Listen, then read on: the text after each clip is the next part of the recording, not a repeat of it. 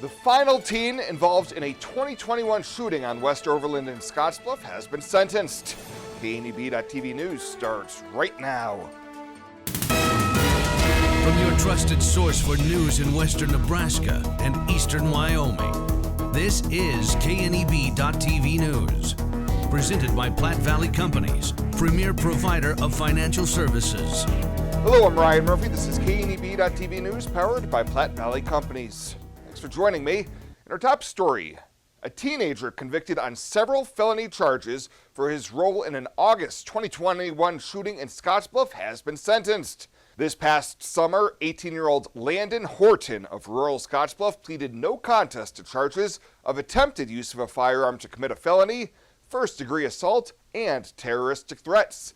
That stems from a shooting on West Overland that involved two other suspects that left one person wounded when shots were fired at a group of people outside a residence.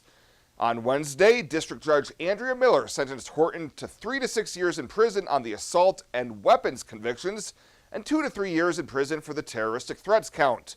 All three sentences will run concurrently, and with the 211 days credit for time already served, Horton could complete his sentence in just under 11 months. Well, a 31-year-old Gering man is set to stand trial this month after being accused of severely beating a woman that required treatment at the ER. David L. Hernandez was arrested after Gering officers were called to Regional West to investigate a reported assault. Officers found the victim in a bed covered in blood with injuries to her forehead, eyes, hand, and left arm. She told officers that Hernandez grabbed her by the throat, slammed her to the floor, and once she was able to get up, Hernandez hit her multiple times in the ribs, face, and arms with pieces of plywood. He has pleaded not guilty to Class 3A felony charges of assault by strangulation and second-degree domestic assault, and a March 29th trial date has been scheduled.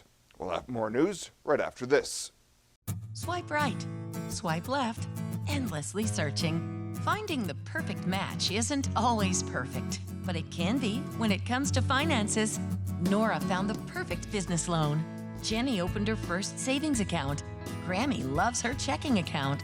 We found a match for Wilson Farms. The Sandersons were matched with a mortgage. Regardless of your financial situation, Platte Valley Bank will match you with the perfect solution. Find your match at Platte Valley Bank. Life Care promises us that we are looked after and taken care of properly. If I didn't have Life Care, I would be probably scared to death about having enough money for when I got older or when I got sick. Moving in here was an easy decision and in fact a no-brainer. I looked at it as actually buying long-term care insurance and in retrospect a good move. One of the things that convinces me that we did the right thing is no matter what happens, we will constantly be taken care of. The whole thing is just vital because you don't have to be worried about what's ahead for you. It's there, it's in black and white, and that's reassuring. This is home. It has been from the day I moved in. Welcome back. Gering Public Schools will be paying a special stipend for the coming school year for both teachers and staff in the district. The GPS Board of Education this week approved an addendum to the contract with the Gering Education Association to provide a stipend of $750 to every full-time certified teacher employed by the district, as well as a prorated stipend for part-time educators. Superintendent Dr. Nicole Reagan explained the reasoning behind the addendum.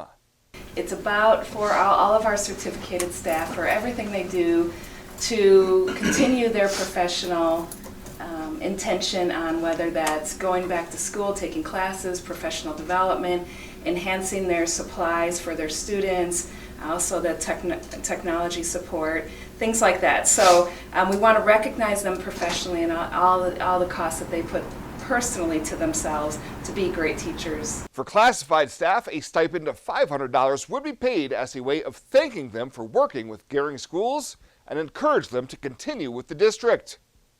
Superintendent Reagan noted the stipends are only one-time payments that will be paid out to those employed on or before August 1st of this year, and officials are hoping to find the funding to continue them beyond next school year. Well, officials with the Nebraska State Patrol say there were 10 schools across the state Thursday that were subjected to active shooter hoax calls, also known as swatting, and there were some similarities among all of them. During a news conference on the incidents, Governor Jim Pillen said the incidents victimized kids, teachers, and families, and are a reminder that these things can happen even here in Nebraska. Hopefully what can come of today is that we are able to make our schools safer tomorrow than they were today for all of our kids. And I think the other piece that's important is that we really can, and we do have, and we can improve our culture of safety for our kids in school, that everyone's responsible. Everybody plays a role. During the conference, NSP Superintendent Colonel John Bolduc was asked if it would be possible to track down those responsible for what is a criminal act. It is difficult, but it's not impossible. We have some systems in place and resources that we can access that can help us get to the bottom of this. It is challenging, but not impossible. The NSP's Nebraska Information Analysis Center had sent out an advisory earlier this week to schools and authorities to be on the lookout for such incidents based on the facts that similar calls had taken place in nearby states last week, notably Colorado and Idaho. And after falling below growth neutral for 3 straight months, the Creighton University Mid-America Business Conditions Index rebounded to its highest level since July of last year, but there are more dark clouds on the economic horizon. The BCI survey of manufacturing supply managers rose to 56.1 last month from 47 in January, coming as a shock to Ernie Goss. The Creighton economist said he expected a continued downturn, and now the challenge is the continued expansion of inflation, especially at the wholesale level in light of increased federal spending. The market expects a 25 basis point increase. I expect a 50 basis point increase.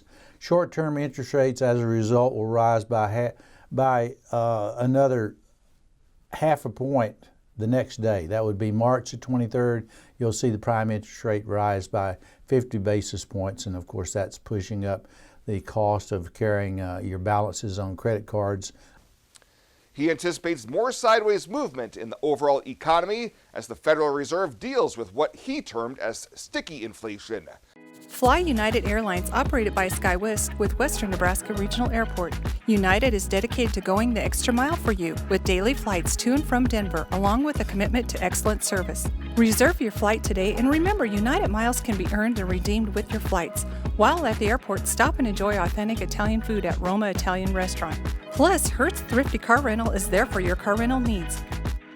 Make life easier, relax, and get on board with Western Nebraska Regional Airport.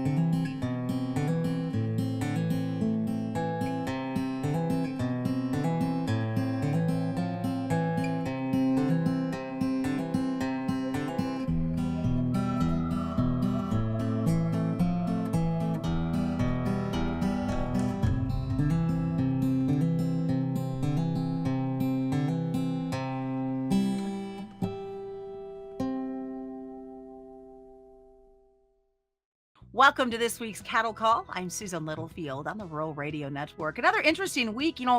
Early in the week, we saw some big push with lots of positives happening, and I think the cattle market really taking advantage to the drop we saw in the corn market. In midweek, it's kind of leveled itself out. We're going to dive into what's been happening within that trade, what we're seeing on the cash, and is it that time of year where we normally get to see that feel and move forward towards some selling opportunities.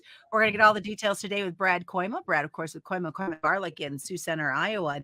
And Brad, let's start out Monday, Tuesday trade. It was nice to see a lot of green on the screen, Oh, knowing yeah. obviously that it was a struggle on the grain side. We for sure a great start to the week, and frankly, what's been really a good run for almost 3 weeks here on both cattle and feeder cattle. Um, and I guess I don't think I hope no one is feeling like they need to crawl out on the window ledge here just because we had a little bit of a down day today either. No, it's been a really, really good week, and we expired the Feb cattle, and for a change, the Feb cattle this year really, really performed as compared to last year, and then of course the year before, where it was right on the front line of the COVID problem. So it's nice to see the big rally, which I think is seasonally correct. And we may talk a little bit more about those seasonals here in a little bit. Um, the uh, the I thought the market today. I think it's good to reference the corn, Susan. The corn basically had a 50-cent break and without even a look over its shoulder. And of course, that certainly supported the feeder cattle trade.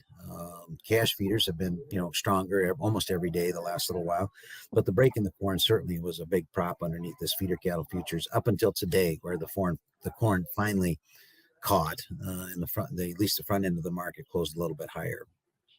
So as you take a look at this market trade, how is the cash moving? Are you happy with what we're at, considering this is March and typically we get kind of that seasonal happening?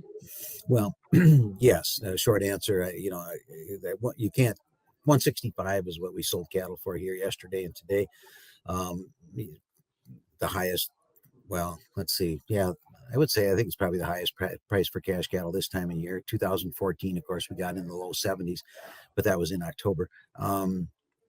Big price, of course, anybody that's a feeder like I am, would want to quickly add, big price with not a lot of big profits because of a very, very tough winter and an extremely high cost of gain, partly because of the cost of feed and partly, of course, because of the very difficult growing conditions that we've had across the north. But, I've been encouraged that you've got you got a system that seems to be working.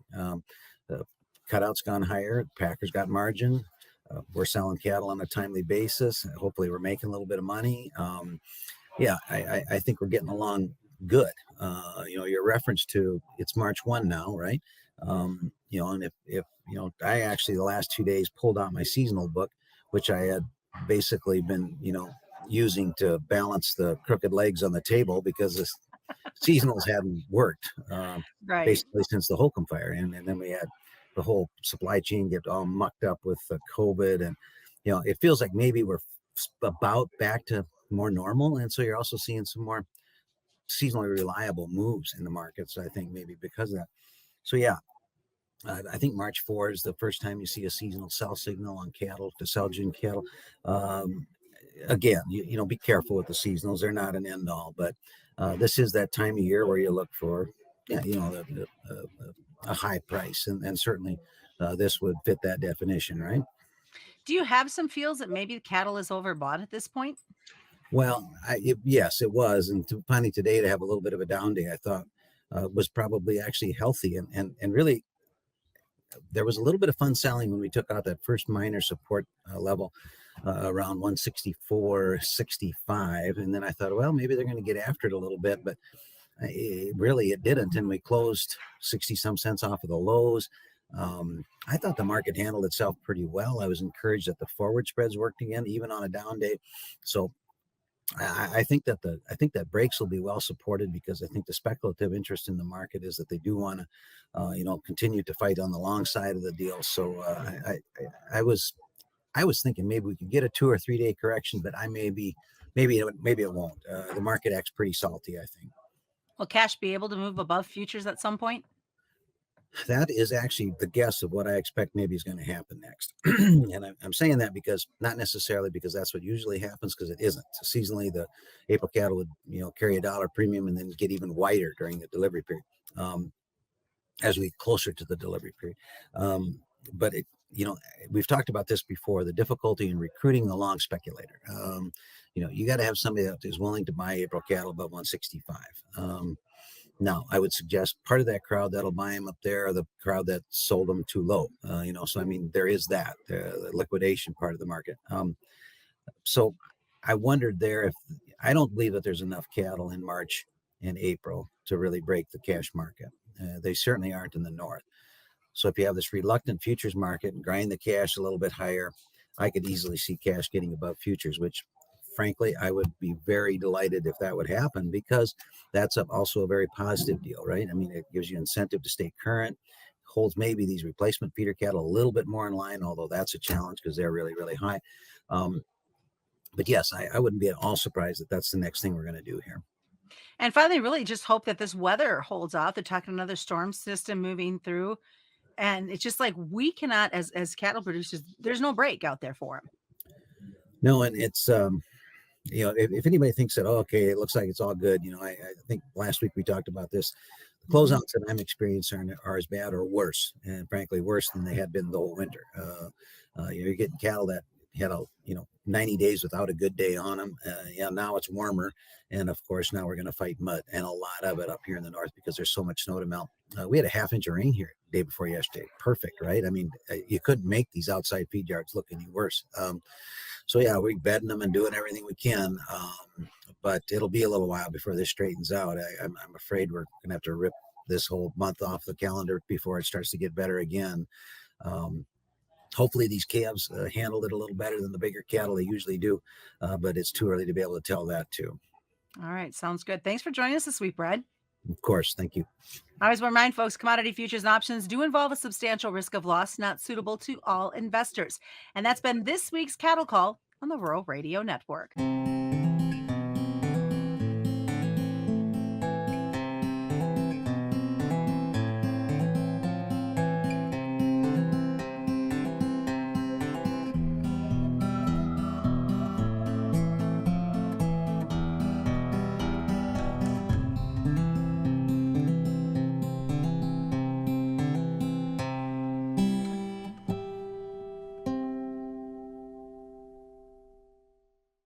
Logos in Gearing is the place to get all of your school spirit gear, personalized gifts, and promotional items for your business and employees, and banners for any special event. Logos is also the only place to stop for custom screen printing or embroidery. You can even design it yourself on their interactive website. Stop into Logos today. They'll design it, print it, and have it to you in no time. There's no job too big or small for Logos. That's Logos in Gearing.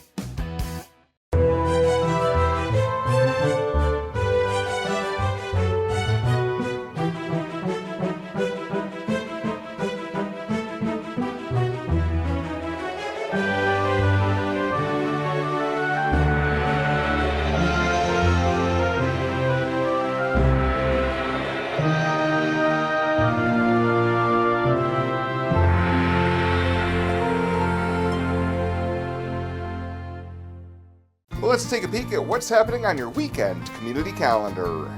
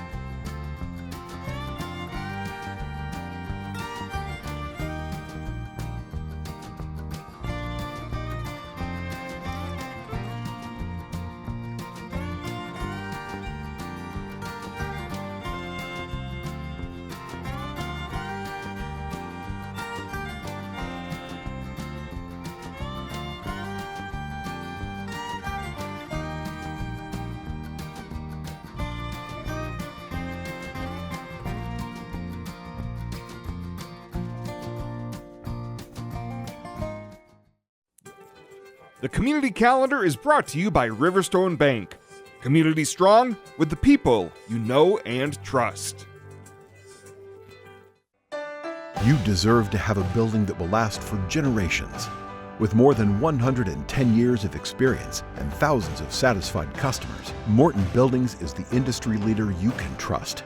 If you're planning for a garage, farm shop, horse barn, storage building for your RV, boat, or collectibles, there's no better time to buy.